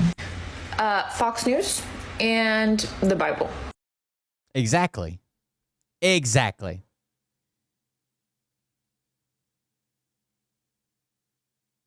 We now move to a story very connected to the one that we just talked about, unfortunately. But the white nationalist Nick Fuentes, who just recently appeared on Tucker Carlson's podcast, they had dinner together. They were really friendly. And Tucker decided, I'm not going to press Nick on any of the things that I saw Shane Gillis name drop Nick Fuentes, but I think people are maybe blowing it up a little bit too much. So basically what he says is that I don't even have an opinion. I have these opinions, but everything's so like up in the air. I don't know what to think about this, think about that politically. And then he's like, but maybe if you catch me after I've been scrolling Instagram, binge watching Nick Fuentes clips. I don't know that he's saying like I like Nick Fuentes or that I watch Nick Fuentes all the time. I think he's more saying like Instagram is full of Nick Fuentes clips. And after hearing it over and over and over and over again, then that changes people's minds. He said that have caused him to be opposed by so many people. So many people are disgusted with much of what he said because he said some really disgusting things. I'll give you an example of that in a second. But Tucker decided, I'm not really going to ask about much of that. Instead, I'll just have a little patty cake session with him. And that's mostly what happened. But what's confusing about Nick, who again is, for viewers jumping into this segment, is really garnering a lot of attention and a lot of support now within the extreme right wing, is you never know when he's going to seemingly cozy up to someone and then leave his interaction like with Candace and be like, you know what, never mind, I flip it, that person's still terrible. So the background with Tucker is that Tucker did a podcast with Candace and said, oh, this weird little gay kid from, Nick obviously doesn't identify as gay, but from Chicago, this weird little Fed, he's a Fed operative. And further the idea that the reason Nick is getting attention is because it's an op to make the right look bad. Much like January 6th, according to Tucker, which is if you get him out there saying, getting attention, getting support, and then going like, hey, and it looks kind of cool, then that can make the right look more extreme than it is. That's Tucker's argument. And so then because of that, then Nick went on this whole thing against him saying, actually, Tucker's the Fed. Tucker's the one who's being controlled by intelligence organizations. And then they had this interview. You remember this? Look at that. Just look at a beautiful panorama of our studio there. And it was very friendly. Nick Fuentes, thank you for doing this. Yeah, thank you for having me. I wanted to meet you. I've heard about you. I've heard about you. So, thank you. I want to understand what you believe, and I want to... And then it was just 2 hours of talking about every little thing, but not really confronting him, except for in a very minor way here and there. Let's see about this part. If Dave Rubin called me tonight, which he would never do, though he has myself, and said, I'm really sorry I called you Hitler, like I didn't mean it. You're raising lots of legitimate questions, which I think... By the way, I'm just giving you the context, and I'm going to show you what now Nick's flipped and is saying about Tucker, and it's honestly just really fun to watch. It's really fun to watch that now the two of them are back at going at each other. Tucker hasn't responded yet, but now we're back to Tucker's a Fed, and even... Think about this. Even Nick, despite everything Tucker's done to cozy up to his ideology, thinks Tucker's a creep. Which is wild. Like, Tucker's bringing on these people. We covered, of course, him saying, they're bringing on a guy who would say, I think Churchill was the chief villain of World War II, not Hitler. And like, Tucker's really trying to get into the good graces of the Fuentes world. And still, Nick is like, I don't know. He just seems like kind of a sociopath. It's like, oh my gosh, everyone sees it apparently. I sort of agree with what I'm thinking about in a deeper way. Okay, yeah, I don't care. And look, Tucker, that's why I'm sitting here, I mean, because we had a contentious dialogue. Well, I thought you were a Fed. I thought you were a Fed. I was a Fed. Yeah, I'm not a Fed. I don't care. Yeah, we showed each other our badges, we know well. No, but Isn't that what a Fed would say? You're a Fed because I was like, why not? It's not cucking to say... Okay, I don't even want... Okay, wait, but I wanted to show you this one, and then we'll go.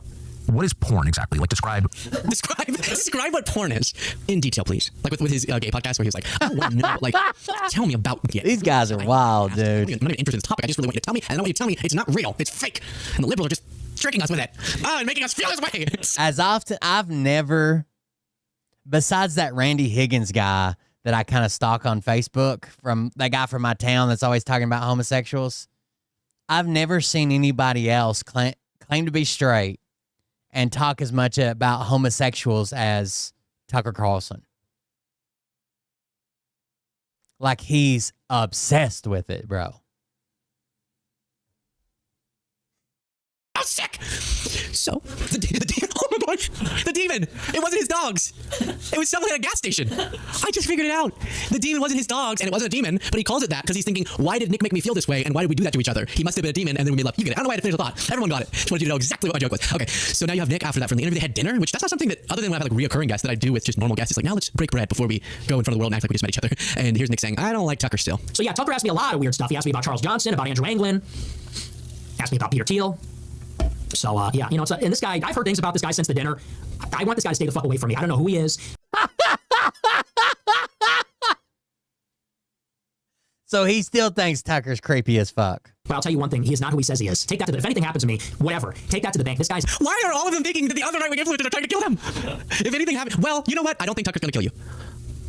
But much like Alex Jones... He has me a lot of weird... I don't know about... I just don't want this guy around me. Doing bestiality, which he doesn't, but if he did, I would not be surprised if Tucker was a murderer, let's just say. He talks a lot about spending a lot of days at his fishing cabin. What do you think happens there? You think they just fish? Why do you need a cabin for that? Really think about it. Tucker is the kind of guy that like murders hookers at his lakeside cabin, and then like that movie keeps them in an underwater garden that he curates 4 hours a day. Like he dives down there in scuba and like combs their hair out and like changes their makeup or whatever. That's the type of vibe I get from Tucker. A cabin way out in the woods, soundproofed. He said that, by the way. Deeply, deeply excluded. Why would you need that? Why'd you need that? What, just so you can go with your friends and fish? Not so fast. We know why. It's to murder people. couldn't think of a fun way to say that. Probably is what it is. I don't know. I'm just asking questions. I don't know. I'm just asking. I'm just curious. Tucker has one day to respond, and if he doesn't, I'm just going to assume that's what's the case. All right, more from Nick. You would think that Tucker being as famous as he is, was the movie just called Cabin by the Lake or something? Think of Tucker, okay? Tucker's so famous, he gave Nick a huge platform that boosted Nick's profile. Nick used to be, what's the thing, persona non grata? No one touched him for good reason. And now he's tried to act like, I'm not as extreme as y'all, as I am. Try to like fake people out a little bit. And Tucker gives him this huge gift. So the interview gets like 50 bazillion views. Everyone now, Tucker, or Nick's getting invited, everything's like, well, Tucker didn't, now I can invite him. And Tucker is such a sociopath and just weird that still Nick is like, I don't know. Even being, not that it was just Tucker, but Tucker assisting and pulling Nick out of the shadows of neo-Nazi world. Still, Nick is like, yeah, that was awesome, but you're so creepy that I think you're going to kill me still. Who says he's total faker. Or fuck me. I've never met a faker human being in my life, and it's scary because he's an actor. And I don't play that way, you know. And I question anybody that can hang out with a guy like that. It's freaky. He's a handler. He handles people. That's what he does. They all can't help themselves. Nick just in the last segment was going, Candace. Yeah, he blames the hooker when his dick doesn't respond. Stuff. And it's like, oh, okay. And then he's like, and also Tucker's trying to kill me and he's handling people for the FBI. Do y'all all just think like this? And tells his wife when he gets home after being violent and killing these hookers that he was attacked by a demon. Everyone Tucker is a very weird, two-faced, isn't really a person, seems to just kind of put on whatever character, but that's because he's a narcissistic attention seeker who doesn't have any real principles. Everything doesn't have to be a government op, just so you know. Just so everyone knows, not everything has to be controlled by some government. And why? I always wonder this. They softly alleged that. They say because Tucker's dad was associated with the CIA in some way, that the CIA has been controlled. Tucker's like an operative. But what always confuses me is, does that mean like during Biden the CIA was working Tucker, and then under Trump too, and then under like how long does this go back? Under Bush? I know that they're thinking, but the deep state's so detached that it's doing its own thing, but it's just so difficult to get my head around some of the theories they have here. Please do as we continue the segment. Click the subscribe button.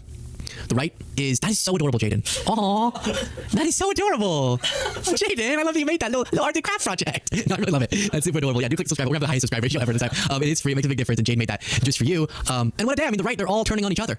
That's a pretty good day to subscribe. He's a fucking liar and a handler. He goes around telling people, I don't know anything. I don't know. Oh, I know nothing. I don't even have a phone. I am just a clueless tourist. I just traveled to all these countries, and, you know, I don't trust him. And I don't care, you know, maybe that alienates me from people in the conservative movement. I don't care. I'm not going to be a part of it. I'm not going to be a party to whatever that is. Whatever that CIA bullshit is, I'm not going to be a part of it. All right. I mean, hey, I don't know if that's the reason that people shouldn't trust Tucker, but yeah, you shouldn't trust Tucker or Nick. But then just because a lot of people are going, wait, hear Nick out. Like he's actually just making certain specific criticisms of let me just show you. This is not from, and they'll go, and people defending him will go, you're always playing him in the clips where he specifically says he likes Hitler. It's like, he does a 3-hour show every day. There's like a lot of other clips. Like, wow, that's to make money. They gotta get a vibe on you. But then they'll go, and that was like a long time ago. That was like 6 months ago during his Hitler era. He's out of that now. He's grown up. Okay, well, this was yesterday or the day before. $75. Just watch the car interview. Don't find Hitler interesting. No death penalty. Scared like pussy around people with guns. What the fuck happened? Am I watching the same guy? So, don't find Hitler interesting. No death penalty. Scared like a pussy around people with guns. What the fuck happened? Commenters going, what the heck, Nick? You went on this interview and you moderated yourself and you said Hitler's not interesting. Which, I mean, he's interesting, but I guess like interesting in a good way. And you're against the death penalty and you're scared around people with guns. What happened? Like they're mad that's commenters mad at Nick and paying $25 to say, I'm mad at you because you're backing off some of your positions that I liked you for. Here was Nick's response. Okay, so you're just like a stupid chud. No, I found Stalin way more interesting than Hitler. Far more interesting. You want to know why? Because Stalin fucking won. That's the difference. I like winners. And why are you doing that gesture while you're saying this? It's very confusing. You know, Hitler was based. We all know that. We all know Hitler was based, but Stalin won. And Stalin ruled for 25 years. And that's awesome. You know what's a little more awesome? In the end, Stalin might have been killed by the Jews before he really won. But nevertheless, he won. And he created the empire. It was a communist empire. It was anti-Christian. It is what it is. But he fucking... So just so you know, Nick's whole thing is like a white Christian nationalist. So this just shows you how flimsy someone like his views are. Not even just Christian. Very, very, very much Catholic. He's going... Yeah, I mean, on my main thing of Christianity, okay, whatever. Like in this case, because he looked cool in front of big crowds or something. And that's the simplicity of some of these guys' brains, is what do they mean? Some of it could be actually approving of killing or of mass murder, but I think it's more that, like, they have these views, these extreme... Oh, shit. You guys didn't see what happened on Twitter. Well, let me show you something right quick. So there's a community note that just popped up my notifications. So the guy that Sage has been beefing with is named the Misfit Patriot, okay? So the other day he posted, Cenk Uygur posted, there's no fentanyl coming in from Venezuela. We have no idea who we're bombing. The last time there were survivors, we had to let them go since they were innocent. So to avoid embarrassment, we're now murdering them, all for multinational oil companies. This is all about oil. I don't think it's about the oil, you know, whatever. But anyways, even if we get the oil, it's going to decimate our oil market, but whatever. The Misfit Patriot, which is currently having YouTube beef and going back and forth with Sage, which I think is hilarious, says, my brother died of a fentanyl overdose. You fucking douchebag. And I don't know exactly which shithole third world country it came from exactly, but I know for a fucking fact it was the same shit on those Venezuelan boats we keep blowing up. Eat shit, you propagandists, terrorist sympathizing cunts. And this guy's basically insufferable, okay? I hate this guy, but whatever. So people start telling him, like, there is no fentanyl coming from Venezuela, and that's a hard fact. And he says, you're playing semantics. It comes from China, but it's from the Venezuelan drug cartels. And they're like, no, that's not true. It's cocaine that comes from Venezuela, and now we even know it wasn't even coming to the U.S. And he says, nobody snorts fentanyl by itself. That's not true. Thousands of people do. When people go to buy cocaine, they don't want fentanyl in it. It's just happening, right? Even I put, you can get angry all you want, but fentanyl comes from Mexico, not Venezuela. And then someone's like, how would you know that? Absolutely incorrect. And I was like, the basic fucking research would have told you this. Fentanyl is not produced, nor does the country serve as a significant transit hub for the drug. So it doesn't even pass through Venezuela, like on the way to the U.S. They don't produce it there. They don't ship it in, ship it out. They don't do nothing, right? But then comes along a God-tier level community notes. So this guy's bitching about his brother dying of a fentanyl overdose. And would you know it, Nicholas Bonfilio, the brother of the original poster, was a drug dealer who was arrested in 2017 after a raid by Metro LEC SWAT team, NORPAC, Drug Task Force, and Walpole Police. And when they raided his brother's drug dealing outfits, what did they seize? Fentanyl. His brother was the drug dealer. And he's like, fuck it, blow them all up, bunch of drug dealing terrorists. His brother is the drug dealer. Holy fuck, dude. And he's the youngest one. I'm guessing he's this guy.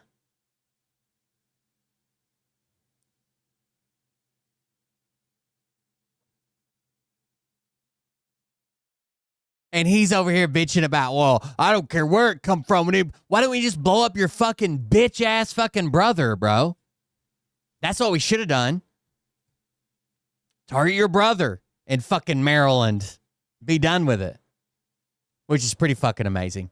Anyways, that's the... Sometimes community notes comes in super clutch. That was it. That was the time. Here's the clip for the... By the way, that guy's also... Sage shared it in Discord. That guy also was arrested for, like, assaulting an 80-some-year-old fucking guy. He says he was jumped by a bunch of black guys, and one of them just happened to be, like, 84 years old. And he's like, I don't care. They jumped me. I don't care how old he was. I'm going to defend myself. Okay. This is from Crowder, his clip channel. From Tucker Carlson. So it was like late December. It's actually funny. It was December 18th. I remember because that's an important date to me.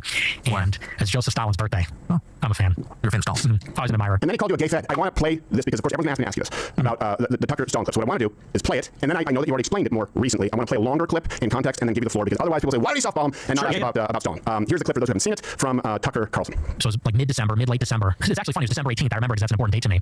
And it's Joseph Stalin's birthday. Oh, I'm a fan. You're a fan of Stalin. I was an admirer. But we don't need to go into that. Let's get back. We'll circle back to that. And then he called you a gay fed. No, I'm kidding. But pretty much that's what he did. People are mad at him for softballing. I think he didn't. I think that would be fair to press. I just think he was fundamentally dishonest in a lot of ways because the second you left, it was a different Tucker again. Is that a fair assessment? I was kind of surprised. Yeah, 100%. And I had the same experience with Candace. I went out there because him and I had beef. Me and Tucker had been privately and then publicly beefing for years. And he called me on the phone over the summer, and we talked a little bit. And then somebody arranged. Alex Jones was a part of it, and somebody else kind of put this together. I went out. Wait. Alex Jones was the mediator? He was. You just make up. All right, come on, enough. I can't imagine him being the middle ground. Okay. He's a sweet guy. He's a cool guy. Yeah. So he didn't want to see us fighting because he loves Tucker. He loves me. He kind of put it together for us. And so I go out there, we have dinner, we do the show, and at no point during the show or during the dinner was it really even contentious. Was there really even an explicit disagreement? We had some disagreements, but he kind of tried to avoid those. I don't think that he was very forceful or direct about those. And then I went on my show the next day and said, yeah, it was a great interview. I thought it was really nice, and maybe we're on the same page now. And then every single interview that he has done since then, he doesn't say my name without calling me an anti-Semite. He's going and doing the circuit, and every show that he goes on, he says, you know, Nick is really talented and this and that, but I don't agree with his anti-Semitism and Jew hatred. And I'm like, okay, so where was that during the dinner? Where was that during the show? I didn't hear that during the whole thing. I'm an anti-Semite now, and I wish he would have brought that up during the discussion. I don't know how he's trying to spin off that he's not anti-Semitic. He thinks the Jews run the world secretly. Because I would have loved to discuss that or to dispute that or whatever, but it's like you said, I got a completely different Tucker after the fact. In all these other shows, he's going around and telling everybody, you know, that like it's the making of a murderer. Right. Like I could see why people like him, even though he's so awful. Like the Averys. Yeah, you know, you got them Jews there. Oh, yeah, exactly. Yeah. And Candace will make a show about that like 9 years later. Okay, so that's she's like about making a murderer. I was like, this is They're all going after Candace Owens now, saying that she's gonna. Tim Pool. There's a clip of Tim Pool freaking out about Candace Owens questioning if, you know, TPUSA had something shady going on and thinking that Charlie Kirk was murdered, like an inside job. And Tim Pool comes off as so disingenuous because rather than like being, I don't know if that's true or just saying it's not true, he's not even worried about the Charlie Kirk part of it. He's like, she's going to cost us the midterms. Like, never even mentions the aspect that Charlie Kirk could or maybe have been murdered by his Jews or his company or what. She's like, and this is what's going to cost us the midterms. It's very funny. Late. Okay, but going back to that's the clip that people say ask him about song, and I would have in Tucker's shoes asked you about song. Now I've seen you on another show play more recently, and I can't play the whole clip because it'll be really long, but I want to play a longer one and then allow you to provide any missing context. I can't remember the name of this. Something Danny D, Johnny G. Tommy G. Tommy G. I was reading some hilarious moments. There was a moment in the Tucker Carlson interview I wanted to ask you about. You mentioned Stalin. Your famous work. Is that serious or a joke? That wasn't a joke. But, you know, it's like anything else. I love history, and I love stories. And to me, Joseph Stalin... Totally straight guy. Totally straight guy. He loves pussy so much, he keeps himself away from it because he's afraid he'll overdose, right? Keeps that behind a locked door. I just love vagina, and that's what I've got to say here today. What I'll tell you is I'm a fan of history, okay? Big history buff, this guy. And what they don't tell you is there's actually a correlation between world dominance and penis size. I've done the research. But, you know, it's like anything else. I love history, and I love stories. And to me, Joseph Stalin is an extremely compelling figure. I would say more, you'd be surprised to hear this, than Hitler. Everybody pegs me as like a Hitler guy. I'll tell you, and I'm not saying this to pander, I'm not saying this, you know, because I care about what you think of me. I really don't even know that much about Hitler. I never found Hitler to be that interesting. I think that there's narratives about Hitler that are interesting. In America, if you talk a certain way about certain issues, they say, you're a Nazi, you're Hitler. So it's interesting in that way. But for me, Stalin is a far more compelling figure. And I say that because, you know, while everybody focuses on Hitler, Stalin is a person who takes Russia, which is the most backwards country in Europe at the beginning of the 20th century, serfs and peasants and you know, just all around. There's like background audio coming through from like Crowder Studio or something. Immiseration and poverty. He takes a country like this, and by the time he dies, it's a nuclear empire. It's a global superpower. It's like the most unbelievable story in the history of mankind. And so I don't think he's a good person. He's an evil person. He's one of the villains of history. But in terms of his effects, he's an effective ruler, and I think that's interesting. Okay. Now that clip goes on. We'll make the link available. I don't want to do an interview where everyone's watching you watch you. But so with that, and I was asked about this in Chris Morgan, and again asked to condemn, you know. So I said, look, I don't know. He could have meant, and by the way, I don't know if you have a cold, I have a holes in my throat right now. I noticed everyone's a little bit sniffly. I said he could have been saying he's fascinating. Like for example, I've been going down a rabbit hole of Stalin versus Trotsky, like how much they hate each other, which would seem odd to us because they're very similar. The spoiler alert, it's two assholes fighting. That's pretty much all it is. And I would be curious to ask him about that. So when people say disavow without having the full context, I think that's wrong. Now that said, my question to you would be, I know that you have said we need a Catholic theocracy or a Christian theocracy. I've heard the word dictatorship, correct me if I'm wrong. So I would ask you, since the endpoint seems much more similar to where Stalin reached to swap atheism for Catholicism or Christianity, would you be able to name, or is there any one thing that you think America, like concretely, should copy about Stalin's rule or methods to get there?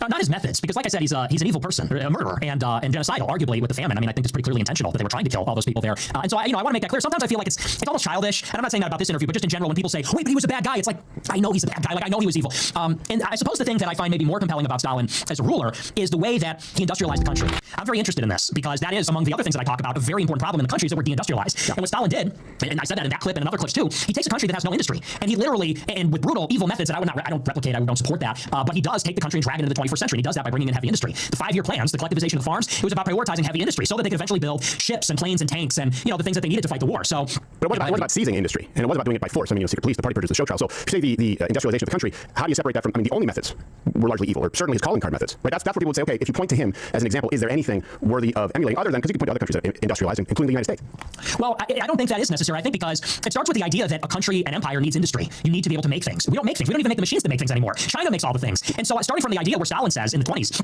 he says, we're either going to do in 15 years what it would normally take us 100 years to do, or we're going to die. Our country will not exist anymore because we are encircled. And I feel like America's in sort of a similar position where we need to race ahead of China, or else we are going to be destroyed. We need industry back in the country. And I don't believe in taking grain to feed the factory workers and enslaving people in gulags, but I do think the government needs to set, it's sort of like when JFK said, we're going to go to the moon in 10 years. I like the idea, this ambitious idea of we're going to catch up in 10 years. We're just going to go out there and do it. We're just going to build it. And I don't support, killing people. I don't think you need to kill people to achieve that, but I like the idea of urgency, setting targets, having a national strategy, and, and doing it for the sake of power projection. Well, and I agree, by the way, industrialization, right, is good. We went through that in America quite a bit before Russia. The reason they had to play catch up is because it was an awful place and they had to do it by force. So my question is, am I mischaracterizing?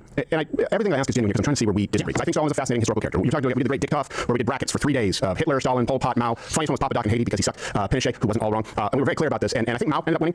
Might have been Pol Pot, though the number wasn't as high, but he was just really dumb and really brutal, which is a bad combination.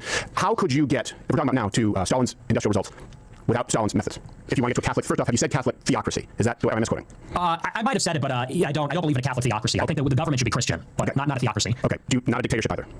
We might need a very powerful executive for a short amount of time. I think that's maybe unavoidable. Okay, but not an ideological. Maybe a dictatorship for a short amount of time. Totalitarian. Got it. So how do you get to that and the industrialization? You talk about Stalin. How do you get there? I think that you need tariffs. I think you need subsidies. I think you need a massive public works program, something like the New Deal.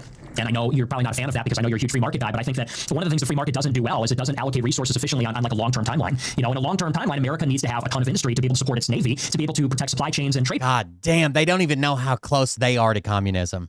But just a short communism. And the free market has not been able to accomplish that. So I think that the government needs to intervene in this case and basically say, like, we're not going to import these manufactured goods from China. We have to make them ourselves. We need to subsidize them. And maybe we bring people on, onto the dole of the state and a public works program to accomplish some of these things. So I believe in an intervention from the state to do that. Well, okay. So I understand, by the way, tariffs, I understand, and especially with the revenue that we're generating. I don't think that's an infringement of the free markets. I think it's a correction of an unfair market, of a market where we've been fleeced. So I think we agree on that. Subsidies are massive public works. I mean, we have a debt. Is it 39 trillion? I looked at the clock recently. So I certainly wouldn't say that we haven't been subsidizing things. We absolutely have, and we can't afford it. And the old joke, right, in Russia is they pay us to look like we're working, and we look like we're working. Like they look like they're paying us, we look like we're working. We've done this here in the States, and if you go back to FDR, and maybe you're a fan of FDR's approach, certainly Barack Obama, the biggest modern spending package, I was around for that, shovel-ready jobs, was awful. And same thing for Russia. I mean, if you throw enough bodies and human suffering at something, you can get something done, but even then it was still significantly behind the world that was more free, the United States. So where have we not done? Because I look at it and I go, well, we have been subsidizing almost everything. I agree with you on China. I agree with you on tariffs. I think that's a huge threat. What would that look like?